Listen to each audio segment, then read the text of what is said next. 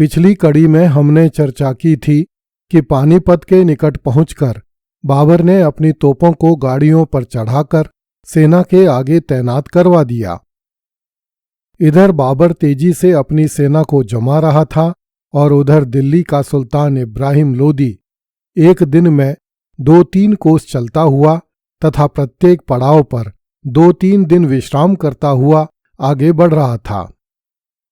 संभवतः इब्राहिम लोदी के पास इतने सैनिक ही नहीं थे जिनके बल पर वह युद्ध लड़ने एवं जीतने की आशा कर सके। कुछ समय पहले ही इब्राहिम लोदी का अपने अमीरों से भयानक संघर्ष हुआ था, जिसमें इब्राहिम लोदी के कई हजार सैनिक मारे गए थे। बहुत से अमीर एवं सेनापति विद्रोही होकर अपने अपने प्रांतों में चले गए थे और स्वतंत्र शासक की तरह व्यवहार कर रहे थे। इसलिए इब्राहिम लोदी को न तो इस बात की जल्दी थी कि वह शत्रु को तैयारी करने का अवसर दिए बिना ही उस पर टूट पड़े, और न इस बात की चिंता थी कि वह किसी सुरक्षित स्थान पर पहुंचकर मोर्चा बांधे। जबकि बाबर ने न केवल पानीपत के बाहर एक सुरक्षित स्थान देखकर अपनी तोप गाड़ियों, बंदूकचियों एवं घुड़सवारों को क्रमबद्ध कर लिया, अपितु अपने दोनों पार्श्व तथा पीछे की तरफ खाइयां खुदवाकर उनमें पेड़ों की शाखाएं कटवाकर डलवा दीं, ताकि शत्रु सेना बाबर की सेना में नहीं घुस सके। बाबर ने अपने कुछ घुड़सवारों को 100-100 की संख्या में बांट दिया तथा उन्हें इस प्रकार खड़ा किया कि आवश्यकता पड़ने पर वे तुरंत सक्रिय होकर शत्रु सेना पर छापा मार सकें। बाबर ने लिखा है कि इतनी तैयारियों के बावजूद मेरी सेना में घबराहट थी, क्योंकि उन्हें लगता था कि वे एक ऐसी सेना से युद्ध करने जा रहे हैं जिसके लड़ने के तरीकों के बारे में बाबर की सेना को कुछ भी जानकारी नहीं थी। बाबर ने अपने संस्मरणों में लिखा है कि इब्राहिम लोदी की सेना में 1 लाख सैनिक थे तथा उसके पास अपने दादा बहलोल लोदी तथा अपने पिता सिकंदर लोदी द्वारा संचित खजाना था, जिसके बल पर वह 1,00,000-2 लाख सैनिक और भर्ती कर सकता था। किंतु इब्राहिम लोदी स्वभाव से कंजूस था, इसलिए वह अपने सैनिकों पर खजाना नहीं लुटा सका। वह एक अनुभवहीन नौजवान था। उसने अपनी सेना को किसी प्रकार का अनुभव नहीं करवाया था, न बढ़ने का, न खड़े रहने का और न युद्ध करने का।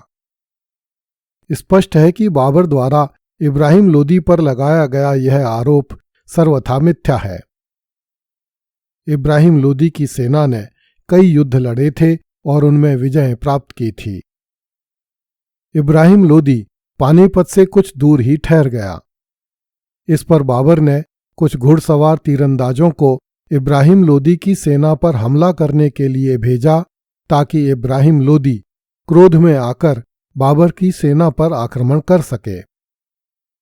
इब्राहिम लोदी की सेना मुगल तीरंदाजों को मारकर भगा देती थी, किंतु अपने स्थान से हिलती नहीं थी। 7-8 दिन तक ऐसा ही होता रहा। इस पर बाबर ने एक रात लगभग 5,000 सैनिकों को इब्राहिम के शिविर पर हमला करने भेजा। बाबर की सेना का हमला होने पर इब्राहिम के सैनिक मशालें जलाकर अपने सुल्तान के खेमे के चारों ओर सिमट गए, किंतु उन्होंने शिविर से बाहर आकर युद्ध नहीं किया। इस पर बाबर की सेना प्रातः होने से पहले ही लौट आई। अगले दिन बाबर ने हुमायूं को सेना लेकर इब्राहिम के शिविर की तरफ भेजा। यह सेना भी शक्ति प्रदर्शन करके लौट आई। 20 अप्रैल 1526 को बाबर को प्रातः कुछ उजाला होते ही सूचना मिली कि शत्रु की सेना पंक्तिबद्ध होकर बाबर के शिविर की तरफ बढ़ रही है।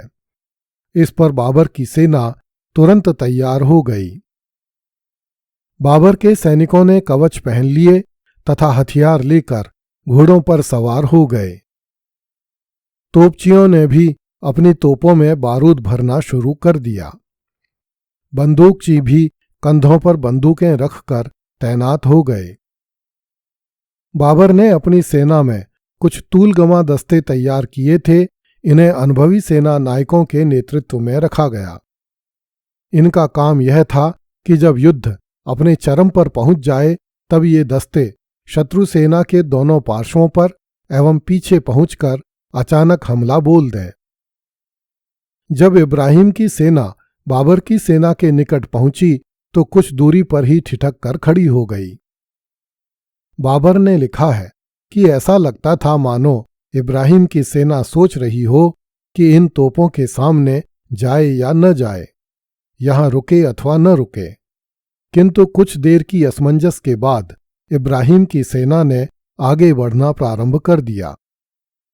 बाबर को इसी क्षण की प्रतीक्षा थी। शत्रु मौत के मुंह में बढ़ा चला आ रहा था। जैसे ही इब्राहिम की सेना तोपों की मार की सीमा में आई, बाबर की तोपों ने आग और बारूद उगलने आरंभ कर दिए।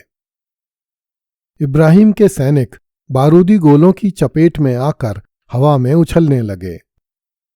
उन्होंने आज से पहले कभी तोप नहीं देखी थी। न वे यह जानते थे कि इनमें से क्या निकलेगा और उनके सैनिकों को कैसे मारेगा। जब इब्राहिम की सेना पीछे की ओर मुड़ने लगी तो उसी समय तूलगमा दस्तों ने दाईं ओर से, बाईं ओर से और पीछे की ओर से हमला बोल दिया। अब तो इब्राहिम की सेना चारों ओर से मुगल सेना से घिर गई।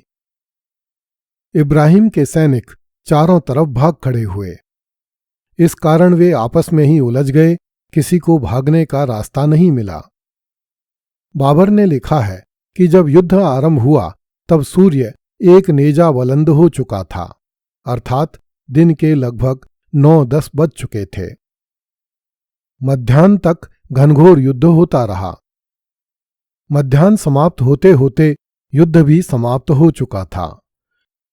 बाबर ने लिखा है, जिस स्थान पर इब्राहिम खड़ा था उस स्थान पर ही 5-6 हजार आदमी मारे गए थे। अन्य स्थानों पर जो लाशें पड़ी थीं उनकी संख्या अनुमानतः 15-16 हजार रही होगी। किंतु आगरा पहुंचने पर हिंदुस्तानियों की बातों से पता चला कि इस युद्ध में 40-50 हजार आदमी मारे गए होंगे। बाबर ने यहां भी बड़ी चालाकी से झूठ बोला है कि उसने अपने 12 हजार सैनिकों के बल पर इब्राहिम के 40-50 हजार सैनिक मार दिए। बाबर ने सुल्तान इब्राहिम लोदी के निकट मरे हुए शवों की संख्या 5 से 6 हजार बताई है। संभवतः यही संख्या सही है।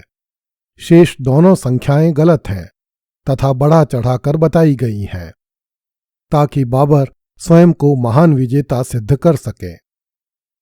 फरिश्ता ने लिखा है, इब्राहिम लोदी मृत्यु पर्यंत लड़ा और एक सैनिक की भांति मारा गया। नियामतुल्लाह ने लिखा है, सुल्तान इब्राहिम लोदी के अतिरिक्त भारत का कोई अन्य सुल्तान युद्ध स्थल में नहीं मारा गया। बाबर द्वारा दिए गए विवरण के अनुसार लगभग 5 घंटे में दिल्ली जीत ली गई। जिस दिल्ली की संपन्नता के आश्चर्यजनक किस्से रोम और मिस्र से लेकर बगदाद, कुस्तुनतुनिया, समरकंद, फारस, काबुल तथा कांधार की गलियों में गूंजते थे, उस दिल्ली को जीतने में बाबर को 5 घंटे ही लगे थे।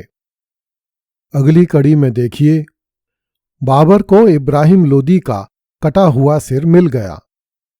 कृपया इस चैनल को लाइक, सब्सक्राइब एवं शेयर करें। धन्यवाद।